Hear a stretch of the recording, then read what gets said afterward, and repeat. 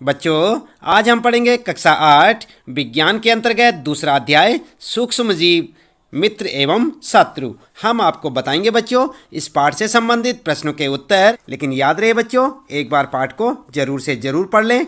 इससे ये होगा जो यहाँ पर आपको प्रश्नों के उत्तर बताए जाएंगे वे आपको अच्छे से समझ आ जाएंगे। तो चलिए ज़्यादा देर न करते हुए अब जान लेते हैं इस पाठ से संबंधित प्रश्नों के उत्तर कुछ मुख्य बिंदुओं के साथ कि आपने क्या कुछ इस पाठ में सीखा।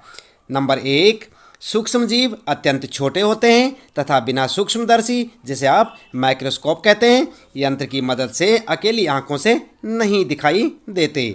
समझ गए ना आप? इस पाठ में बताया गया है कि सूक्ष्म जीव इतने छोटे होते हैं कि आप उन्हें अपनी खुली आंखों से नहीं देख सकते, उन्हें किसी यंत्र की सहायता से देख सकते हैं, जिस यंत्र का नाम क्या है? सूक्ष्मदर्शी। क्या कहते हैं उसे? सूक्ष्मदर्शी। सूक्ष्मदर्शी यंत्र के मदद से ही आप उन जीवों को देख सकते हैं। दूसरा आपने यहाँ पर सीखा, यह बर्फीले शीत मौसम से उष्ण झरनों तथा मरुस्थल से दलदल तक हर प्रकार के पर्यावरण में जीवित रह सकते हैं। कौन? सूक्ष्म जीव यानी माइक्रो ऑर्गेनिज्म। याद रखेंगे ना। और नंबर 3 आपने क्या जाना इस पाठ में? सूक्ष्म जीव वायु, जल, मिट्टी, पौधों एवं जंतुओं के शरीर में पाए जाते हैं। कहाँ कहाँ पाए जाते हैं सूक्ष्म जीव? वायु, जल, मिट्टी, पौधों एवं जंतुओं के शरीर में। आगे आपने जाना बच्चों, एक कोशिकीय एवं बहुकोशिकीय होते हैं। कैसे होते हैं सूक्ष्म जीव? एक कोशिका वाले भी होते हैं और बहुत कोशिका वाले भी हो सकते हैं। आगे आपने पढ़ा जीवाणु, कवक, प्रोटोजोआ तथा कुछ शैवाल सूक्ष्म जीवों के अंतर्गत आते हैं। कौन कौन आते हैं सूक्ष्म जीवों के अंतर्गत? जीवाणु, कवक, प्रोटोजोआ और कुछ शैवाल। ठीक है, याद रखेंगे ना। और छठा विषाणु, इनसे अलग होते हैं लेकिन फिर भी इसी वर्ग में शामिल किए जाते हैं। किस वर्ग में? सूक्ष्म जीवों के वर्ग में। ठीक है, इसके बाद आगे आपने पढ़ा इस पाठ में विषाणु केवल परपोषी जीवों जैसे जीवाणु, पादप अथवा जंतु में गुणन करते हैं। आगे आपने पढ़ा बच्चों, कुछ सूक्ष्म जीव औषधि एवं अल्कोहल के वाणिज्यिक उत्पादन में उपयोग होते हैं, यानी कि कुछ सूक्ष्म जीव जो है उपयोगी होते हैं।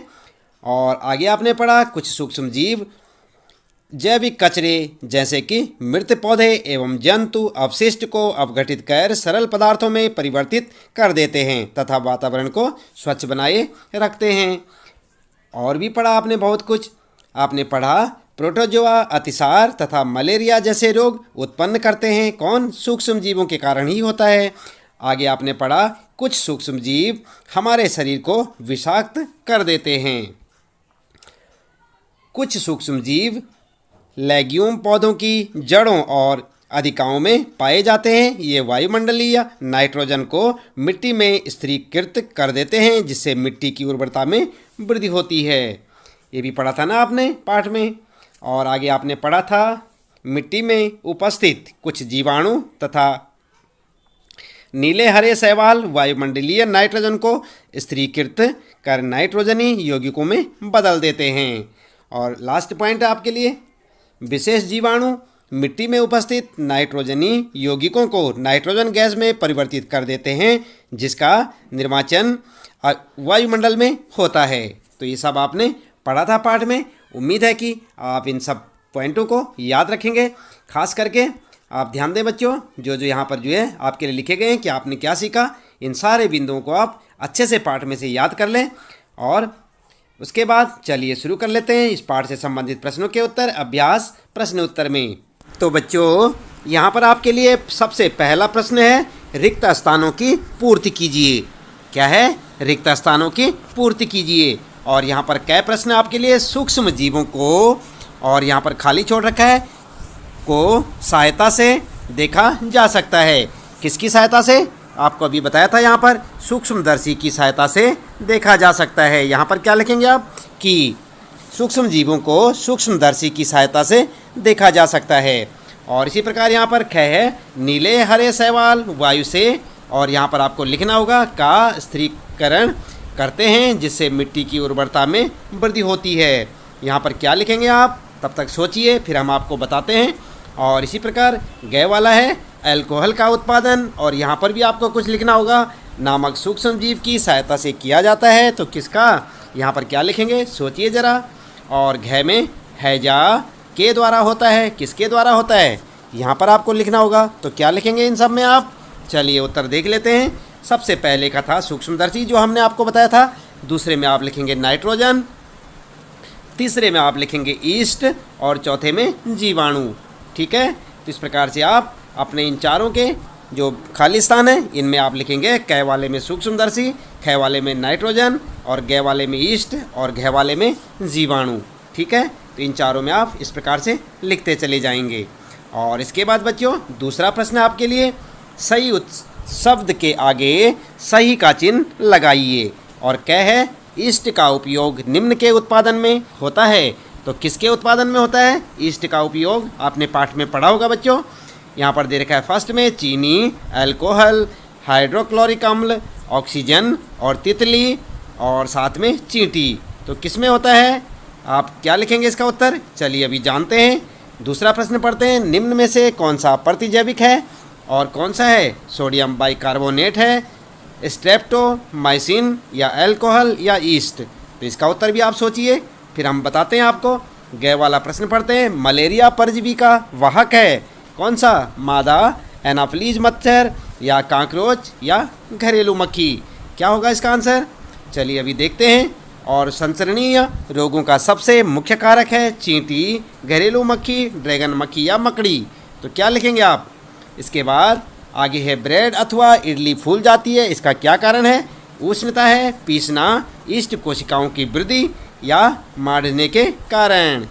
और अगला है बच्चों च वाला, यहाँ पर चीनी को अल्कोहल में परिवर्तित करने का के प्रक्रम का नाम है नाइट्रोजन स्थिरीकरण, मोल्डिंग, किण्वन या संक्रमण। तो क्या क्या लिखेंगे आप इनमें, कैसे चाय तक, सबके उत्तर आपको जो है लिखने हैं। एक आपका सही आंसर होगा यहाँ पर, ऑप्शन जो देख रहे हैं आप यहाँ पर, इसमें सही ऑप्शन पे आपने सही का चिन्ह लगाना है। चलिए देख लेते हैं उत्तर में, आप लिखेंगे जो क वाला है आपका उसके लिए फर्स्ट को चुनें, और ख वाला सेकेंड, ग वाला फर्स्ट, और घ वाला सेकेंड, और ग वाला थर्ड, और च वाला भी थर्ड।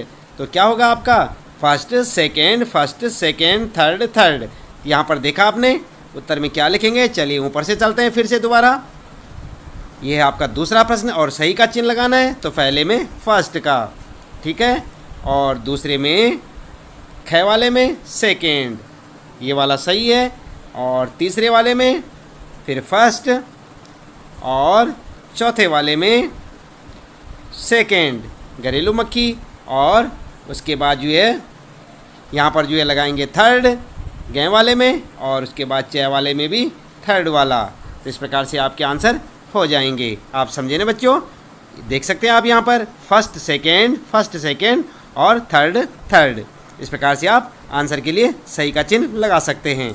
अगला प्रश्न है बच्चों तीसरा, कॉलम 1 में के जीवों का मिलान कॉलम 2 में दिए गए उनके कार्य से कीजिए। या आप ये कह सकते हैं कॉलम फर्स्ट का मिलान दूसरे में फर्स्ट में किए सेकंड में दिए गए उनके कार्य से कीजिए। तो यहाँ पर आपके लिए कॉलम फर्स्ट है और कॉलम सेकंड देख रहे हैं ना आप अपनी पाठ्य पुस्तक में देख सकते हैं बच्चों।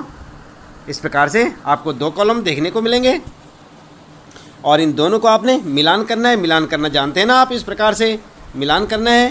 तो उत्तर में आप क्या करेंगे, उत्तर आप इस प्रकार से मिलाएंगे, क के साथ ये वाला मिलाएंगे, ख के साथ ऐसे देखें, ग के साथ ऐसे, और घ के साथ ये वाला, और ग के साथ ये, और इसके साथ ये, यानी कि आप इस प्रकार से मिलाते चले जाएं और आपका आंसर हो जाएगा। आप ध्यानपूर्वक देखें और जैसे आपकी पाठ्य पुस्तक में आप प्रश्न को देखते हैं उसके साथ इनको मिलाते चलें, ठीक है। क के साथ आप मिलाएंगे ये वाला, और ख के साथ ये, ग के साथ यहाँ पर देख सकते हैं आप, घ के साथ ग और च। इस प्रकार से आप मिलाते चलें, आपका आंसर हो जाएगा। चौथा है बच्चों, क्या सूक्ष्म जीव बिना यंत्र की सहायता से देखे जा सकते हैं? यदि नहीं तो वे कैसे देखे जा सकते हैं? सूक्ष्म जीव के बारे में भी बताया था ना आपको। जो माइक्रो ऑर्गेनिज्म होते हैं बहुत बारीक होते हैं, बहुत जो आंखों से वैसे खुली आंखों से या हम जो है बिना यंत्र की सहायता के नहीं देख सकते, उन्हें हम कैसे देख सकते हैं? सूक्ष्मदर्शी की सहायता से। तो उत्तर क्या लिखेंगे आप? उत्तर लिखेंगे नहीं, सूक्ष्म जीवों को हम बिना सूक्ष्मदर्शी यंत्र की सहायता से नहीं देख सकते, क्योंकि सूक्ष्म जीव आकार में बहुत अधिक छोटे होते हैं। सूक्ष्म जीवों को हम केवल सूक्ष्मदर्शी नामक यंत्र की सहायता से ही देख सकते हैं। ठीक है, आपकी स्कूल की जो लाइब्रेरी है बच्चों, या स्कूल में आप अपने अध्यापकों से पूछ सकते हैं, सूक्ष्मदर्शी के बारे में अच्छी जानकारी ले सकते हैं, और हो सकता है आपके स्कूल में माइक्रोस्कोप या जिसे सूक्ष्मदर्शी कहते हैं उपलब्ध हो सकती है, आप उसमें देख सकते हैं। इसके बाद 5वां प्रश्न है, सूक्ष्म जीवों के मुख्य वर्ग कौन कौन से हैं? तो कौन कौन से इनके मुख्य वर्ग? उत्तर में लिखेंगे सूक्ष्म जीवों को 4 मुख्य वर्गों में बांटा जा सकता है। और कौन कौन से 4 मुख्य वर्गों में आप देख सकते हैं? नंबर 1 जीवाणु, तो इसमें होते हैं स्पाइटल जीवाणु, छड़नुमा जीवाणु। नंबर 2 कवक, एस्परजिलस या पेनिसिलियस एम, और यहाँ पर जो है प्रोटोजोआ में अमीबा और पैरामीशियम, और शैवाल में क्लेमाइडोमोनास या स्पाइरोगाइरा। तो इस प्रकार से आप इनके जो है नाम लिख सकते हैं। यहाँ पर 4 वर्ग हैं इनके, 1 जीवाणु, कवक, प्रोटोजोआ और शैवाल। इन 4 वर्गों में आप इन्हें बांट सकते हैं। इसके बाद बच्चों 6ठा प्रश्न है, वायुमंडलीय नाइट्रोजन का मिट्टी में स्थिरीकरण करने वाले सूक्ष्म जीवों के नाम लिखिए। तो आपको नाम लिखने, तो आप लिख सकते हैं, उत्तर में लिख सकते हैं राइजोबियम जीवाणु, मिट्टी में उपस्थित जीवाणु एवं नीले हरे शैवाल वायुमंडलीय नाइट्रोजन का स्थिरीकरण मिट्टी में कर सकते हैं। तो इस प्रकार आप अपना उत्तर लिखेंगे। देख रहे हैं ना आप, ये 6ठा प्रश्न है आपका, उत्तर लिख सकते हैं राइजोबियम जीवाणु। और यहाँ पर जो है 7वां प्रश्न है, हमारे जीवन में उपयोगी सूक्ष्म जीवों के बारे में 10 पंक्तियाँ लिखिए। तो आपको लिखने होंगी 10 पंक्तियाँ, आप इस प्रकार से लिख सकते हैं। नंबर 1 जीवाणु का इस्तेमाल ब्रेड, दही एवं केक आदि बनाने में किया जाता है। दूसरा लिख सकते हैं, ये किण्वन अथवा फर्मेंटेशन में सहायक होते हैं। और नंबर 3 लिख सकते हैं, ये अल्कोहल, शराब और एसिटिक एसिड बनाने में भी सहायक होते हैं। और चौथा लिख सकते हैं आप, ये मनुष्यों तथा जंतुओं को बीमारियों से बचाने में भी उपयोगी होते हैं। 5वां पर्यावरण को स्वच्छ एवं संतुलित रखने में भी इनका इस्तेमाल किया जाता है। और अगला लिखेंगे, जीवाणुओं का प्रयोग औषधि दवा बनाने में किया जाता है। अगला लिखेंगे, ये कृषि में मृदा की उर्वरता में वृद्धि करने में भी सहायक होते हैं। अगला लिख सकते हैं, टीका बनाने में भी इनका उपयोग होता है।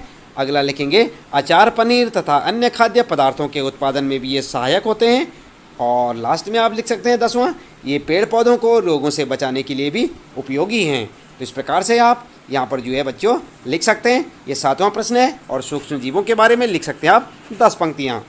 देख रहे हैं ना आप, यहाँ पर ऐसे लिखें और इन्हें अच्छे से याद भी करें। काफ़ी इंपॉर्टेंट क्वेश्चन है बच्चों। 8वां प्रश्न है आपके लिए, सूक्ष्म जीवों द्वारा होने वाली हानियों का विवरण कीजिए। तो आप जो है समझ सकते हैं कि सूक्ष्म जीवों द्वारा कुछ हानियाँ भी हो सकती हैं, तो आपने उनका विवरण देना है। किस प्रकार देंगे? उत्तर में लिखेंगे आप, सूक्ष्म जीवों से होने वाली हानियाँ निम्नलिखित हैं। नंबर 1, कुछ जीवाणु पौधों एवं खाद्यान्नों को नष्ट कर देते हैं। नंबर 2, कुछ जीवाणु मनुष्यों एवं पशुओं में रोग उत्पन्न करते हैं। और थर्ड लिख सकते हैं, कुछ जीवाणु भूमि की नाइट्रेट को नाइट्रोजन में बदलकर भूमि की उपजाऊ शक्ति कम कर देते हैं। अगला लिख सकते हैं, कुछ कवक पौधों को संक्रमित कर उनमें रोग उत्पन्न करते हैं। और भी लिख सकते हैं बहुत कुछ कवक दांत, खाज, खुजली जैसे चर्म रोग उत्पन्न करते हैं। और लिख सकते हैं, कुछ कवक खाद्य पदार्थों को विषाक्त बनाकर नष्ट कर देते हैं।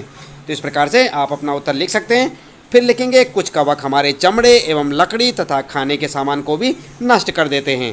तो इस प्रकार से आप अपना उत्तर लिख सकते हैं बच्चों। ये 8वां प्रश्न है आपका। इसका उत्तर यहाँ से आप देखकर लिखें, अच्छे से लिखें और याद भी करें साथ साथ।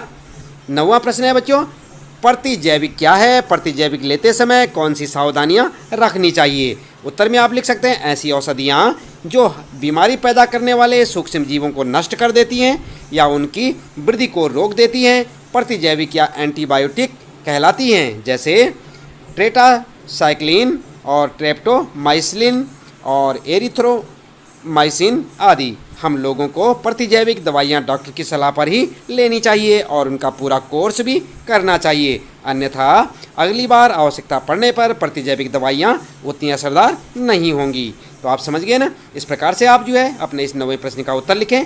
प्रतिजैविक का मतलब समझते हैं ना आप? एंटीबायोटिक दवाइयाँ जो होती हैं उन्हें क्या कहते हैं? प्रतिजैविक।